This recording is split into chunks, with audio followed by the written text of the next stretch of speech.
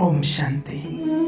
बाबा ने हम सभी ब्राह्मण बच्चों के लिए कहा है, अंत के टाइम पर, विनाश के टाइम पर हर एक ब्राह्मण आत्मा के 8 पेपर होंगे और वो 8 पेपर हर एक ब्राह्मण बच्चे को पास करना है और वो 8 पेपर बड़े कड़े होंगे।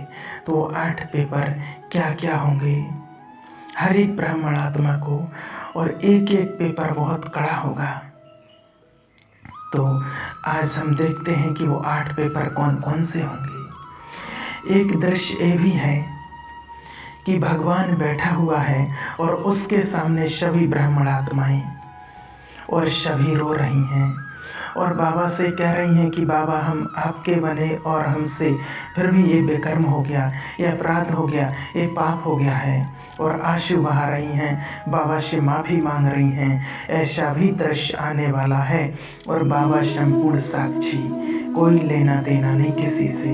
वो आत्माएं जिन्होंने अपने जीवन को अर्पण कर दिया भगवान के चरणों में, वो आत्माएं जिन्होंने अपना सर्वस्व स्वाहा कर दिया भगवान के ऊपर, बूंद बूंद शिवलिंग पर सहयोग की बूंदें डाली, तन मन धन की पूरी पूरी तालाब, उनकी भी आंखों से शायद आंसू बहेंगे और बाबा से आंसू माफ़ी मांग रहे होंगे, बाबा हमें माफ़ कर दो, हमें पता था ये आपकी श्रीमत है, आपकी आज्ञा है, ये हमें पता था, ऐसा कहना चाहिए था, फिर भी हम ना कर पाए, बाबा प्लीज़ हमें माफ़ कर दो। और भगवान उस समय संपूर्ण साक्षी होगा, कुछ नहीं करेगा।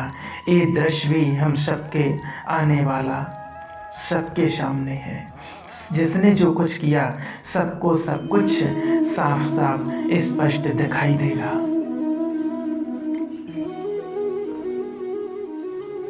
उस पेपर में तो बताते भी नहीं हैं कि इस पेपर में आने वाला क्या है, लेकिन इस पेपर में बाबा ने सब कुछ बता दिया कि ऐसा ऐसा होगा।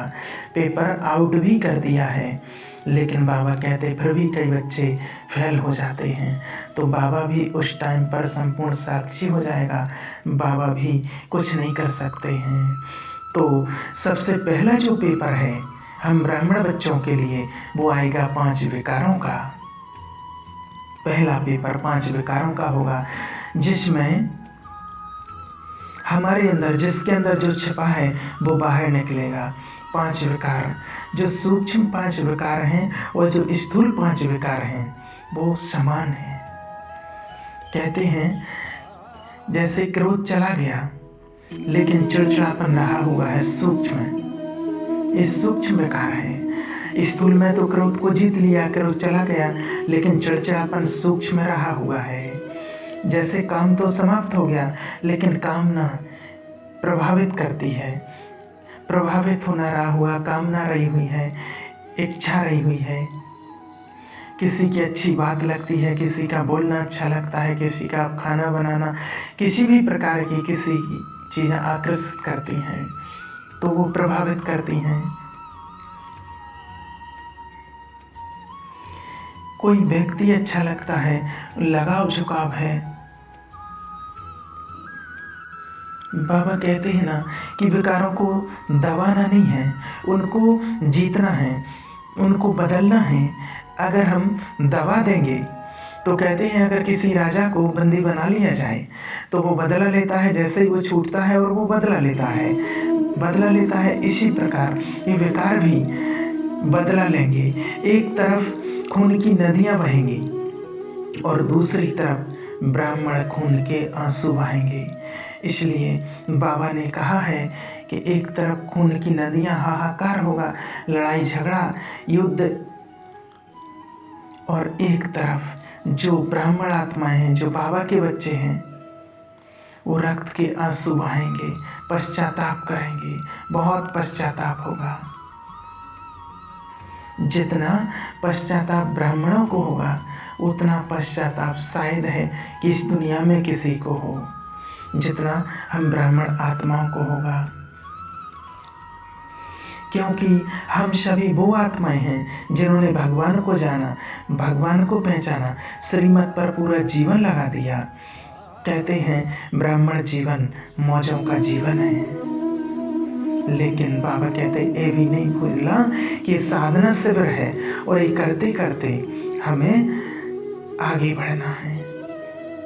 तो बाबा कहते हैं हमें अपनी इंद्रियों को बस में करना है। तो सबसे पहला पेपर बाबा ने बताया 5 विकारों का, और जो दूसरा पेपर होगा वो आएगा प्रकृति के 5 तत्वों का। जो प्रकृति के 5 तत्व हैं, जल, वायु, अग्नि, आकाश, पृथ्वी, जो 5 तत्व हैं, इन 5 तत्वों से ही दूसरा पेपर आएगा। एक तत्व आज हम देखते हैं जब हलचल करता है तो अवस्था कैसी हो जाती है, तूफान आ जाए तो अवस्था कैसी हो जाती है, पूरा संसार हलचल में आ जाता है, सब कुछ तहस नहस कर देती है। जब एक तत्व इतना हलचल कर सकता है तो सोचो हमारी अवस्था कैसी हो जाती है। और जब 5 तत्व एक साथ आक्रमण करेंगे तो हमारी अवस्था कैसी होगी, उस समय क्या होगा दुनिया में, सोचो कितना हाहाकार होगा दुनिया में। तो इसलिए बाबा ने पहले ही बता दिया है कि हमें प्रकृति के 5 तत्व हैं जो, और जो संसार की आत्माएं हैं उनको मेडिटेशन के द्वारा सूक्ष्म वाइब्रेशन देना है जिससे वो शांत हों। क्योंकि इस समय जब हम उनको सहयोग देंगे तो अंत समय में 5 तत्व हमारी मदद करेंगे, हमें सहयोग करेंगे, हम जैसा करेंगे वैसा वो हमारा मानेंगे। अगर प्रकृति को जीतना है तो हमें प्रकृति को भी कुछ कहना पड़ेगा। पूरे बाबा कहते हैं कि 24 घंटे में हमें 2 बार जरूर साकाश देना है। तो बाबा ने जो 24 घंटे दिए हैं उसमें हमें प्रकृति को साकाश 1-2 मिनट जरूर देना है। और बाबा ने कहा कि जो तीसरा पेपर है, जो तीसरा पेपर आएगा वो है शारीरिक कर्म भोग। शरीर में कई प्रकार की बीमारियां आएंगी क्योंकि शरीर तमो प्रधान हो चुका है। तो बीमारी कितनी प्रकार की आएंगी क्योंकि प्राप्ति तमो प्रधान हो चुकी है। बीमारियां तो आएंगी क्योंकि यह कार्मिक अकाउंट है और वो तो हमें चुकता करना पड़ेगा। जो हमने अगले जन्म में या इस जन्म में जो जो कर्म किए हैं वो चुकता करना पड़ेगा, क्योंकि वो तीसरा हमारा पेपर होगा शारीरिक बीमारियों के रूप में, पीड़ा के रूप में। तो बीमारी से डरना नहीं है, उसको वाह वाह करके और उसको हमें विदाई देना है कि वाह व्याधि वाह, आपका बहुत बहुत धन्यवाद, जो मैंने कर्म किए थे वो चुकता हो रहे हैं। तो इस प्रकार से वो चली जाएगी। और बाबा ने कहा जो चौथा पेपर है वो होगा साधनों का, और जो चौथा पेपर हमारा साधनों का अभाव। अब जो कुछ हमारे पास है साधन कुछ भी नहीं रहेगा। मोबाइल होगा परंतु नेटवर्क नहीं होगा, गाड़ी होगी लेकिन पेट्रोल नहीं होगा। जो भी चीज़ें हैं संसाधन, जो भी साधन है तो वो हमारे पास शायद नहीं रहेंगे। जिस प्रकार से हम आज कहते हैं ना कि जब हम योग करते हैं तो पंखा चाहिए, कूलर चाहिए, एसी चाहिए, तो इन सब के आदी नहीं होना है, क्योंकि इन चीज़ों से ही हमें बहुत लास्ट में दिक्कत होगी। क्योंकि आदी हो चुके हैं जो लोग, तो इन चीज़ों से किसी लोगों की मृत्यु होगी। नींद नहीं आती है बिना एसी के तो परेशान हो जाते हैं। तो बाबा कहते हैं कि मोबाइल की आज दुनिया कितनी आदी हो चुकी है, मोबाइल ना चले, मोबाइल ना मिले तो परेशान हो जाते हैं।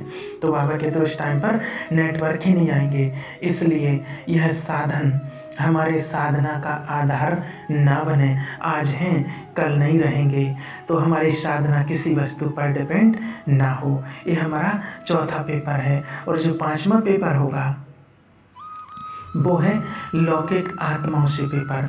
जो हमारे संबंधी हैं, परिवार वाले, उनसे आएगा, उनकी बीमारियों से आएगा, उनकी आर्थिक तंगी, स्वजनों की मृत्यु हमें हलचल में ना लाए। नहीं तो यही पेपर हमारे सामने आएंगे। सेवाएं तो बहुत की लेकिन मोह नहीं टूटा, लेकिन मोह अभी भी रहा हुआ है। तो अंत समय में वो ही हमें याद आएंगे। जब वो याद आएंगे तो जब वो अंत में याद आएंगे तो बाबा कहते अंत मति सो गति, अंत में जैसी मति होगी, जैसी सोच होगी, जिसकी याद होगी, जिसके शरीर में शरीर छोड़ेंगे, वैसी हमारी गति हो जाएगी। इसलिए बाबा कहते हैं कि लौकिक आत्माओं से, अलौकिक संबंधियों से तोड़ निभाना है, उनकी देखभाल करना है, उनको आगे बढ़ाना है, सब कुछ करना है, लेकिन उनमें मोह नहीं रखना है, क्योंकि अंत में वो ही याद आएंगे। तो छठवां जो पेपर आएगा वो अलौकिक आत्माओं से पेपर आएगा। जो अलौकिक आत्माएं हैं, जो हमारे अलौकिक ब्राह्मण परिवार हैं, उनसे हमारा अंत में इन्हीं से हमारा छठवां पेपर आएगा। क्योंकि ब्राह्मण परिवार ही जितना हमने जिनके साथ समय बिताया, उनके साथ हमारा उठना बैठना रहना, ज्ञान सुनना, ज्ञान लेना, तो बाबा कहता उनके साथ अटैचमेंट हो जाता है। उनके पेपर जो हमारे हिसाब किताब हैं वो चुकतू करने पड़ेंगे।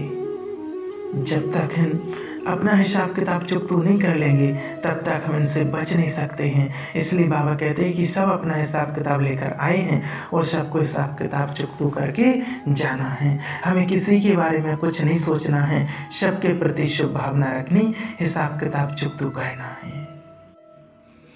अब बाबा कहते हैं जो सातवां पेपर है वो होगा जिसका योग नहीं, जिसकी पवित्रता नहीं, जिसके अंदर ज़्यादा अपवित्रता है, जो शरीर के भान में ज़्यादा रहते हैं, वो रहेगा सातवां पेपर। उनको बहुत परेशान करेगा, भटकती हुई आत्माओं का। जो सातवां पेपर होगा वो भटकती हुई आत्माओं का, वो अपवित्र आत्माओं को बहुत परेशान करेंगे। आज देखो, हमने देखा है कितनी आत्माओं ने शरीर छोड़ा है कोरोना काल में, और जिनको मुक्ति नहीं मिली है, ऐसे गड्ढों में डाल दिया है, कहीं भी डाल दिया है, वो आत्माएं भटक रही हैं।